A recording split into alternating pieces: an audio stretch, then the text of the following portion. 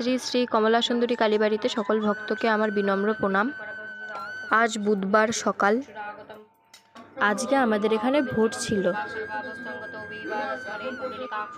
বাড়ির সকলে গেছে ভোট দিতে, আর সেই ফাঁকে আমি চান করে মায়ের পুজো সেরে নিলাম।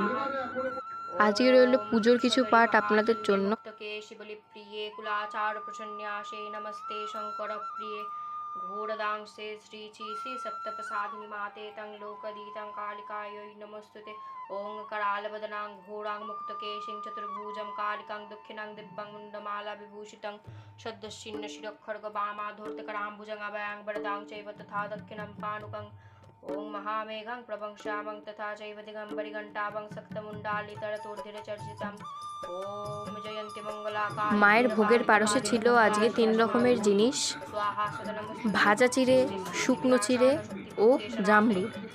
এই দিয়ে মায়ের আজকে ভোগের প্রসাদ সাজানো হয়েছিল।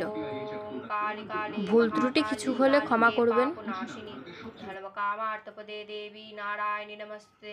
সৃষ্টি স্থিতি বিনাশান শক্তিভূতে সনাতনী গুণাশ্রয় গুণময়ে নারায়ণী নমস্তুতে। মায়ের পুজো এখন সম্পন্ন হলো। এই যে ভোগের পর মায়ের দর্শন। আর জানেন তো, আমার সাথে এইটা খুব হচ্ছে। যখনই আমি ভোগের ছবি তুলব মনস্থ করি, তখনই কিন্তু আমি ভুলে যাই। আসলে একা হাতে তো এতটা কাজ আমাকে জোগাড় করে নিজেই এই করতে করতেই ভুলে যাই।